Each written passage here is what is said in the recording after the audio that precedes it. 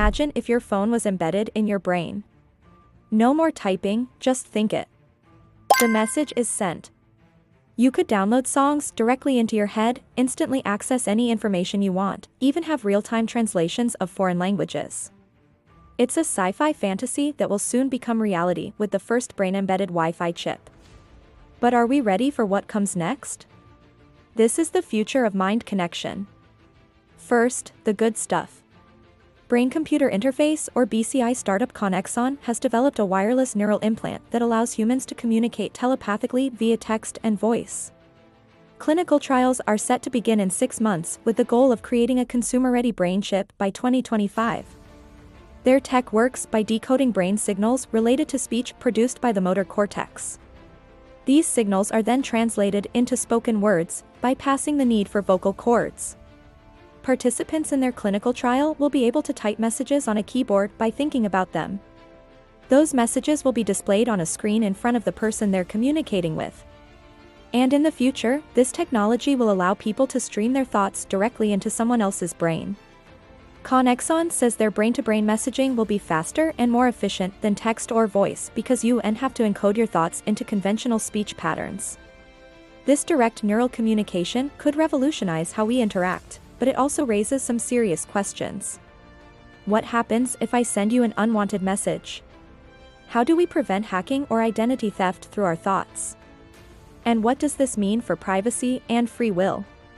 The implications are profound. So let's dive into both the potential benefits and dark side of this coming brainwave. But first, why do we want this in the first place? Why put a Wi-Fi chip in our heads? What's in it for us? Well, for starters, think about all the ways we could use our brains more effectively. We could access information instantly without ever needing to reach for our phones. Imagine Google search results or Wikipedia articles downloaded directly into your brain. No more waiting, no more thumbs, just knowledge delivered straight to your mind. We could have real-time translations so we understand every language perfectly. Foreign films would become instantly watchable without subtitles. Travel would be so much easier. Or consider the possibilities for education. Imagine uploading entire textbooks or course lectures right into your brain. You could learn new skills and absorb information at lightning speed. There would be no more forgetting what you read or falling asleep in class.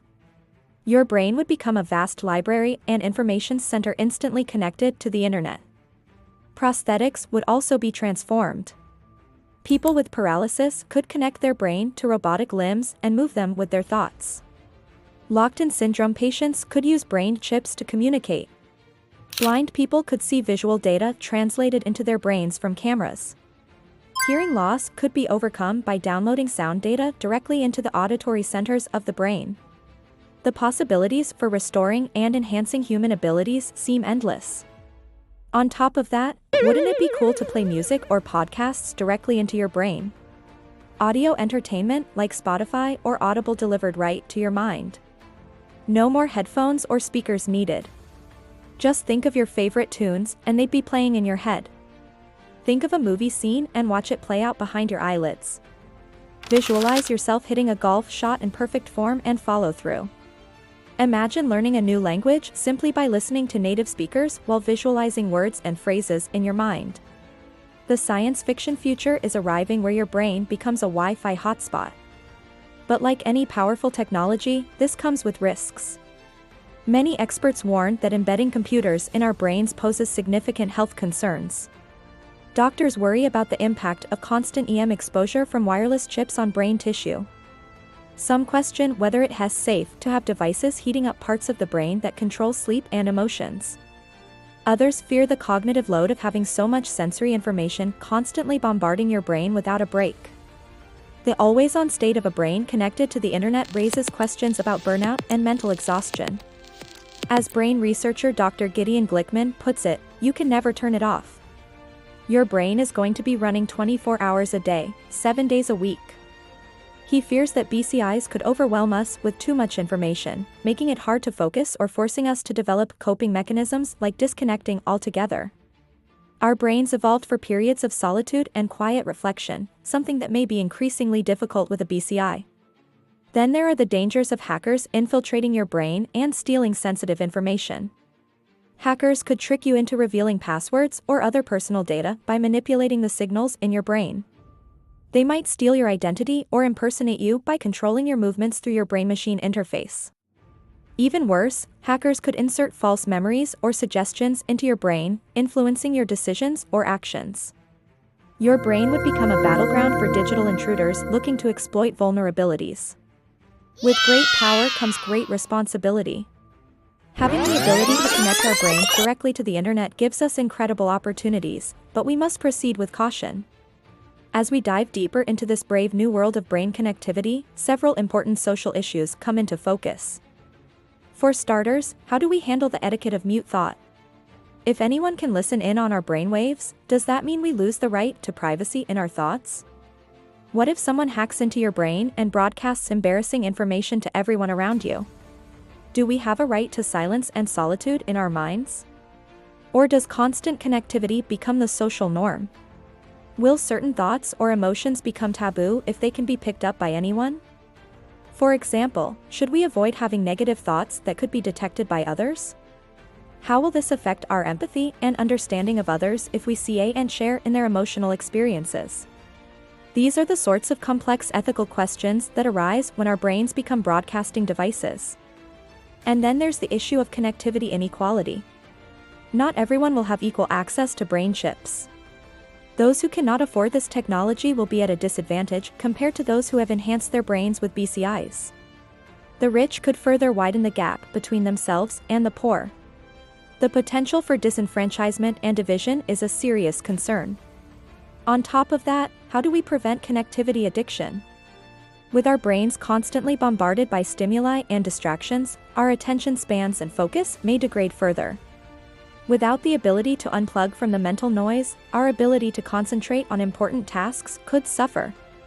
The pressures of always being connected and the fear of missing out on valuable information could lead to anxiety and stress. As our brains become more integrated with technology, it's essential to consider the broader societal impacts. How will brain connectivity change our relationships, jobs, and sense of self? What new social norms and etiquette will emerge?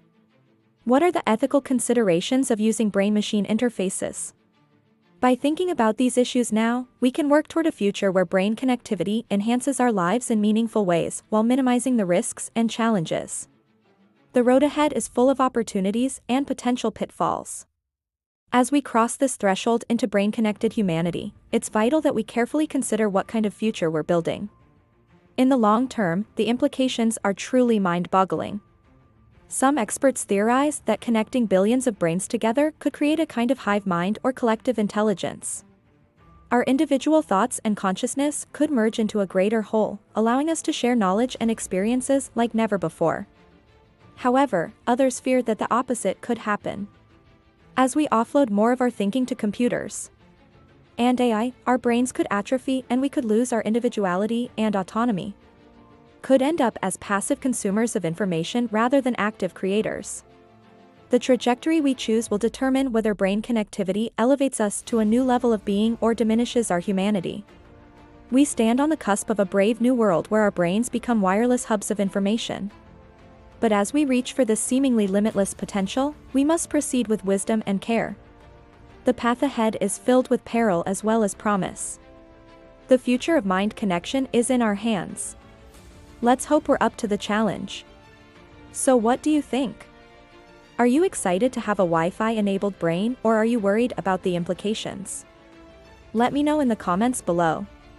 Also, make sure to check out my other videos on cutting-edge brain tech. Thanks for watching, and I'll see you next time.